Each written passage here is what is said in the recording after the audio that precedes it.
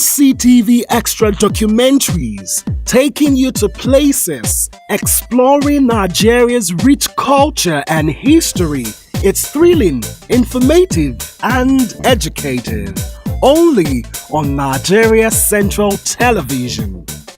Nigeria's history cannot be told without mentioning the historic city Lokoja, its proximity to the meeting point of rivers Niger and Benue, Mount Patti to the relics like the cenotaph, the point where the flag of the Royal Niger Company was lowered, and others makes it a notable city in Nigeria. In this episode, we discover how relevant Lokoja is to the history of Nigeria and visit the sites of the Iron of Liberty and the First Primary School.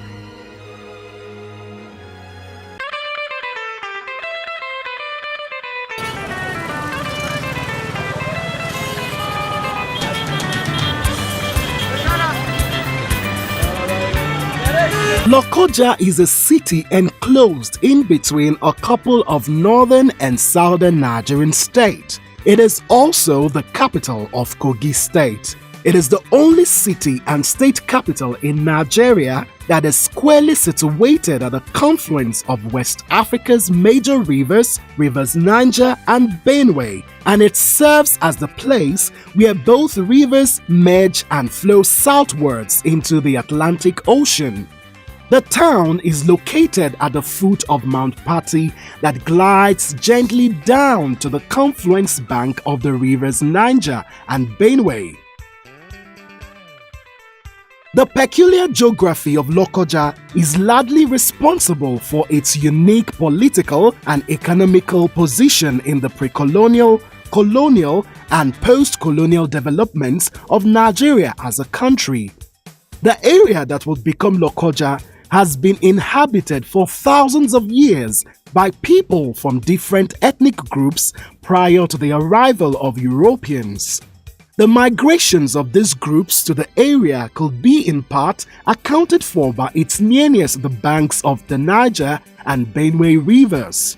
Some of the first groups of people to settle in Lokoja were the Oworo people from Yoruba in Ile-Ife, Hausa, and the Nupes. It is said that they migrated from Baro and some parts of present-day Niger State to the confluence of the Niger and Benue rivers. This area eventually became a center for trade. Lokoja is relevant to the history of Nigeria, the first being transatlantic trade, political evolution, missionary activities, and educational facilities.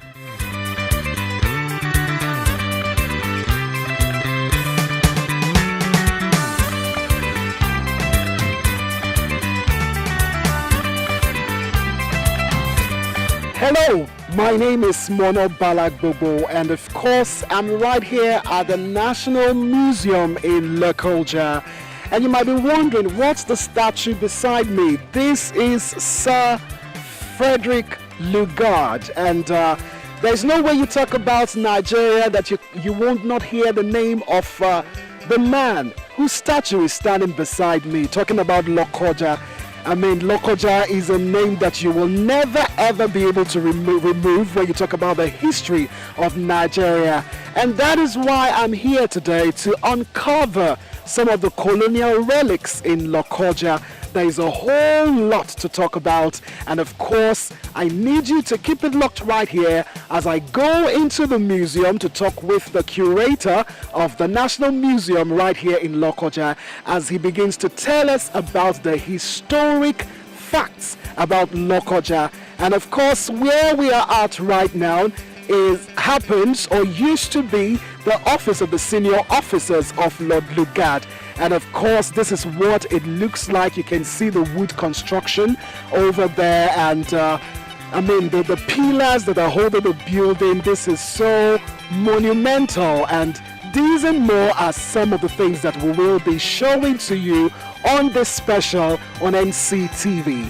Right now, I will be talking with the Public Relations Executive of the National Museum. Can you tell us your name? Yeah, I'm Rachel Oladis. All right, it's quite a delightful for me to be here today because there's so much history in this building. So what can you tell us about the National Museum Lokoja, which used to be the office of some of the senior officers of the late Sir Lord Lugard? Yeah, National Museum Lokoja in full means National Colonial Museum. You know, in essence, it was a building that housed the senior citizen during the colonial era. That means what you now call GRA in this modern time. This used to be the GRA in those days, where the senior officers in the civil service reside. And now, talking about the senior officers, what were they doing here? You know, before this place became a monumental place. It's now National Museum Lokoja, but what were they doing here? Was it their administrative place where they come here to work for the late Lord Lugard? Yeah, both. They are here, you know, for political reason. They are here for administration and to govern the place. You know, we know at a particular time in the history of Nigeria, that was colonialism. The British colonized the country, and of course they must have a base, place they stay, place they sleep, place they reside, the place they work from. Like the present government house used to be the office of the head of that institution, and these are the residential places for the senior, you know, segment of the colonial masters. Then, yeah. So I would like to know now, looking at the building, has it been renovated, or this is the exact wood that was used during that time? Yeah, authoritatively, yes, it has never been renovated because, you know, in case you don't know, museums are supposed to preserve culture, history. So when you go to renovate, you are distorting the history, you are distorting knowledge. So therefore, this is how it was and how it will remain. We are only praying that if government can intervene so that staff, we have their staff office, then this will just be an exhibit, because the pressure of people sitting down, working can depreciate it, it can make it weak. But these are original structure as built by the colonial masters. Amazing. So these woods have been around for like how many years now? 100 plus. 100 plus, and it's still standing. No, amazing, really amazing. Thanks for talking with us, man. Lokoja is very significant to the history and evolution of Nigeria. Lokoja is very important in the geography of Nigeria. Lokoja is known and recognized as a city that is by the confluence of River Niger and Benue. These two rivers are very important to the economic activities and tourism, agri, and welfare of the people along the valley and the entire country as a whole. Of course, the River Niger and Benue is prominent as rivers that are known all over the world and in geography and reflected in all the maps that are very important and recognized. Lokoja is historically relevant because before the colonial masters, they took part actively in the slave trade, transatlantic slave trade. People were raided all over the place around here, and they were brought to River Niger, and from there they were transported to the sea, to the Atlantic, and to the outside world. So Lokoja has been very important in terms of slave trade activities, pre-colonial commercial activities. And when the slave trade was over, and at about 1807, Lokoja still continued to play a very prominent role in terms of political evolution, missionary activities, educational facilities. It's on record that people of different culture and civilizations are here in Lokoja. You have the Yoruba-speaking people, the Oworo people, the Kaba, Bono, Jomo people. You have the Ibira, you have the Nupes, you have the Basange, you have the Basankomo. And you have, of course, some groups of Hausas who are here too. These people have lived together for long before the colonial masters came. And of course, you know that before we talk of these people coming together, in those days it was war and war, intertribal wars, conflicts, crises, and battles. But with the presence of colonial masters and the West African frontier force, they were able to pull down and destroy all these conflicts and establish peace among the people. And that's why people migrated from the hill, Montpati, to the riverside through the effort of Bekay, who now resettled, and that's why they say it's the maker of the modern Lokoja. That is to say, Lokoja has been in existence long time, as long as the river itself existed, because people were here, they farmed, they fished, they traded, they intermarried. They had a lot of mutual understandings and interrelationships. And when the colonial masters came, after all these wars were over and the Atlantic slave trade too was over, it was replaced with commercial activity that has nothing to do with human being again, but with commodities.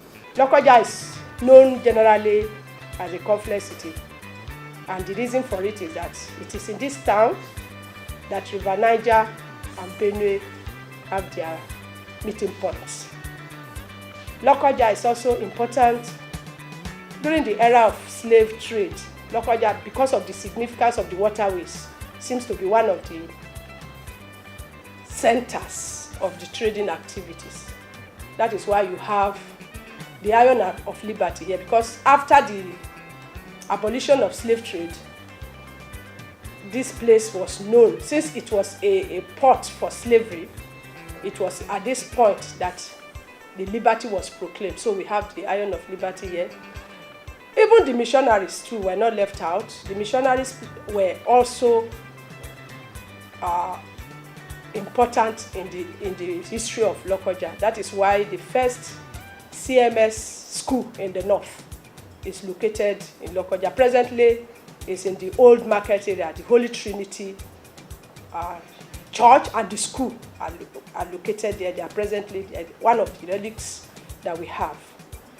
So Western education also moved. You know that in those days, the missionaries were the ones that brought Western education. And since this was one of their first point of call, it was also significant. Then we have during the First World War, Second World War, the West African frontier force, some of them were based here. That is why we have the point at which they were stationed. Somewhere around the medical center, you have some of the relics there. There are a lot of relics.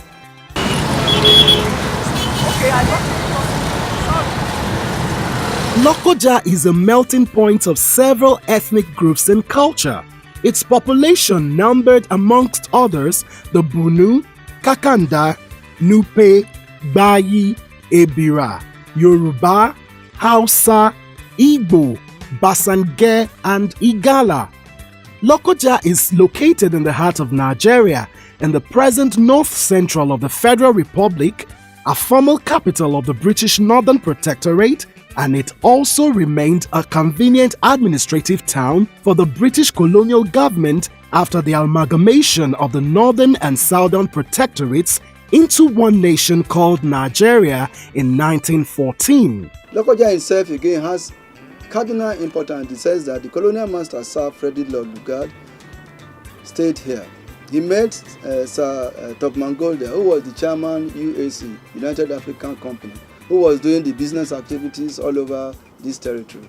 But when the political consideration, military consideration, economic consideration became too much and too great for him to handle, they had to look for a competent hand who will be able to take over the security aspect. And that's why they sought for Sir Frederick Lord Lugard, who took over the existence and the management of this place in 1900. And the place where the flag was lowered and the Union Jack replaced it is somewhere here in Lokoja. And from that time, the colonial master was solidly fixed here, and they took effective occupation of this place. And not only that, they now went ahead to conquer other territories, annexed them, and conquered as far as Kano, Maiduguri, Jos, Bauchi, Ilorin, and the whole of the present-day northern Nigeria. And later it was declared as Northern Protectorate. There are many reasons why Lokoja is a special place in Nigerian history. First, Lokoja used to be a prominent center for slave trade in the 18th and 19th centuries due to its strategic location. The trade came to an official end in 1804 The role Lokoja played as a center where slaves were freed is very prominent in the history of Nigeria. The late Bishop Samuel Ajayi Crowther spearheaded anti-slavery crusade in Nigeria and erected the Iron of Liberty at a spot where slaves were set freed in Lokoja. The Iron of Liberty refers to the place where slaves were freed in 1860 by the anti-slavery British Crusaders. The area is marked with 2 iron poles. Lokoja, because of its location near the banks of River Niger, was an important center for the slave trade in Nigeria. It also became a collection center for slaves seized from slave merchants to be consequently set freed.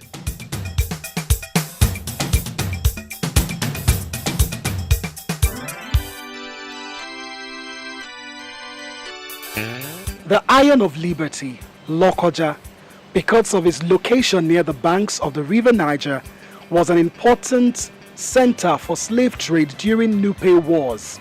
Also, because of this strategic location as a confluence of the 2 rivers Niger and Benue, Lokoja aroused a great deal of interest in the European explorers and missionaries in the early 19th century, and it soon became a commercial post for European merchants and missionaries. Hence, when the British government started to wage war against slave trade, Lokoja became a collection center for slaves seized from slave merchants to be consequently set freed. The spot where such slaves were freed is marked with a piece of iron pole, now referred to as the Iron of Liberty. Lokoja is indeed a historic city, and of course, right at our back, you can see the Iron of Liberty, and our tour guide will be talking to us about this very important monument. Yeah. Once again, you are welcome to another segment here in Lokoja tag, Iron of Liberty. Iron of Liberty, we cannot just talk about Iron of Liberty without mentioning the name of a man called Bishop Samuel Ajayi Crowther. Happens to be enslaved, being captured, then being enslaved. Now they now transport this young man from Nigeria to Sierra Leone. Along the line on board, when they are going, the ship now got fault. Now on getting to Sierra Leone, and the capital city of Sierra Leone, that is Freetown. From Freetown, this man was set free. Then from that place, they now sit him down that one thing or the other, you have to do it. Because you know, that period was a period of slave trading and sort of things in Nigeria. Then Bishop Samuel at that time now said he wants to become a missionary. Then they put him into a missionary school where he became the bishop people know as Crowther today. Then, you know, happens to be a victim to be enslaved. He knows the pains to be enslaved, and he understands everything, how he can now remove people from this pain. Then when he was posted to northern Nigeria, as at that time we don't know Lokoja, so the first place that is settled is the back of River Benue. The area was called Bobe. He settled there, built the first church there as at 18th century. Then, due to the situation of religions as at that time, you know, our people, they don't just believe in missionary things, especially when you call yourself an evangelist or a catechist. They don't want to hear you, except all these traditions of a thing.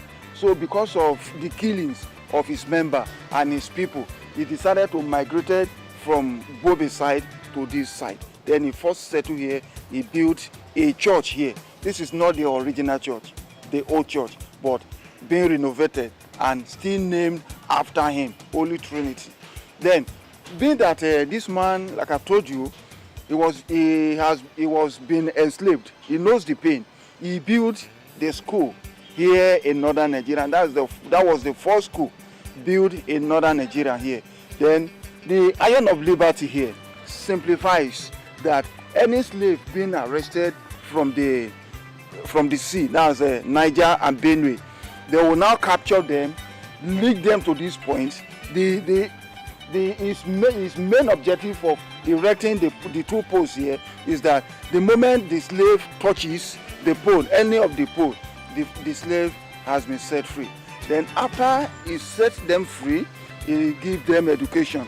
He gives them all this apprentice work, because Bishop too happens to be a carpenter. All these, there are some symbols here. There are some symbols here that symbolizes carpentry tools of that age.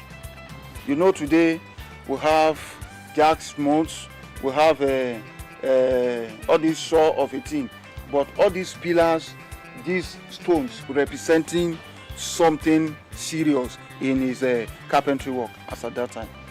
Around the same spot where the Iron of Liberty stands is the first primary school in northern Nigeria for all Nigerians who wanted to seek freedom from ignorance. The Holy Trinity Bishop Crowder Primary School stands in the compound of the church missionary in Lokoja. It is a large pyramidal building whose structure and design betrays its age. The school was built through the effort of early Christians. It is the oldest school in northern Nigeria.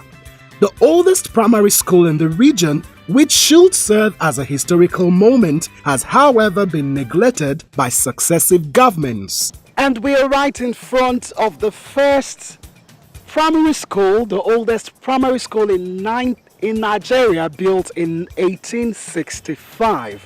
So, sir, as we go into the school, what can you tell us about this monument? Okay. This is another segment again under the crusade of Bishop Samuel Ajayi Crowder. He built the first primary school in 1865 in northern Nigeria, not in Nigeria. You can come in so that I will show you some areas.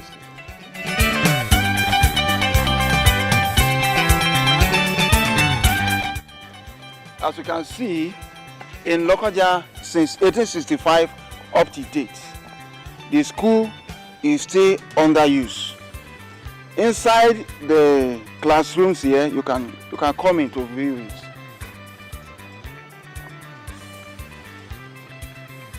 Inside the classroom here, you can see the pulpits, benches, and tables.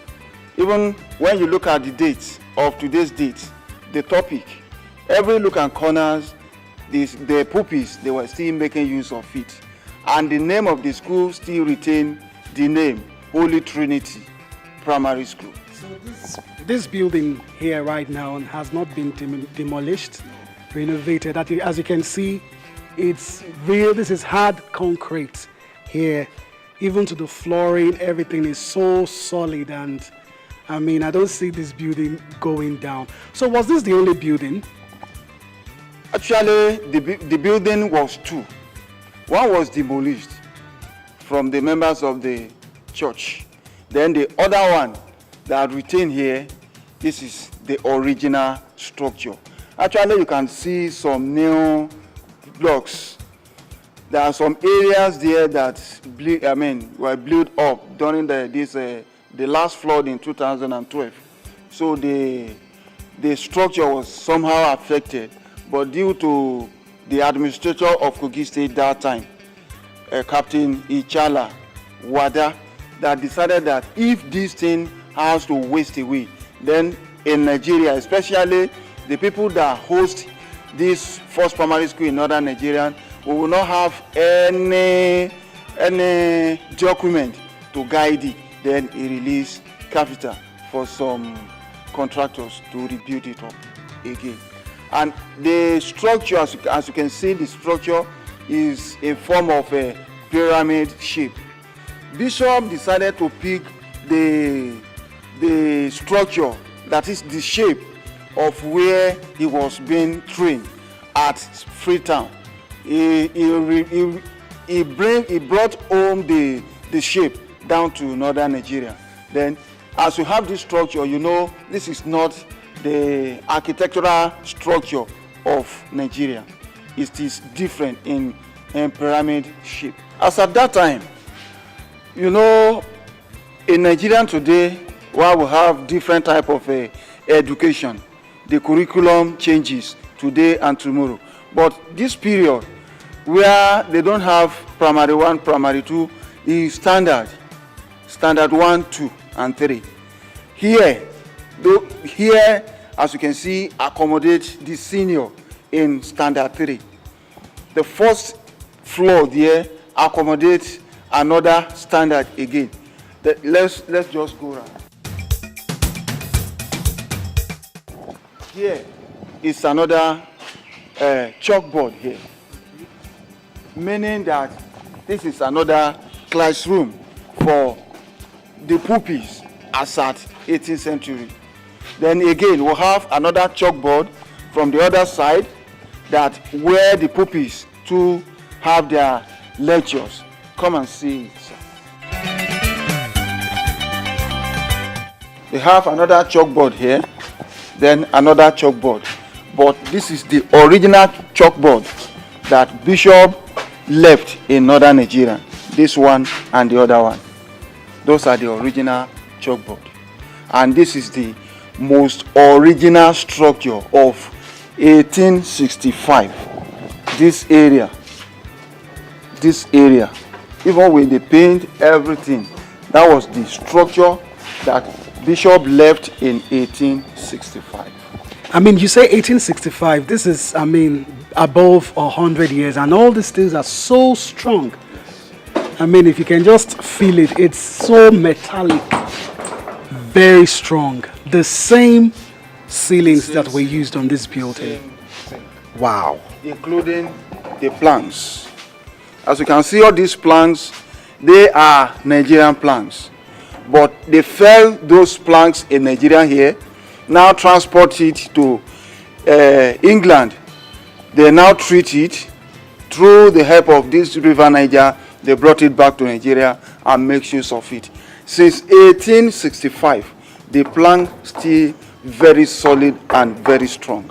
The 149-year-old school was founded by the colonial masters with a motive to give indigents of the area access to early education, but it now serves as a historical monument. However, it has been neglected by successive governments at federal, state and local levels in the past, and that is why it looks the way it is. It was once dilapidated, with few chairs and desks, and with virtually no modern teaching and learning facilities. But if the government and alumni members put resources together, the school may still be around for a younger generation to see and attend.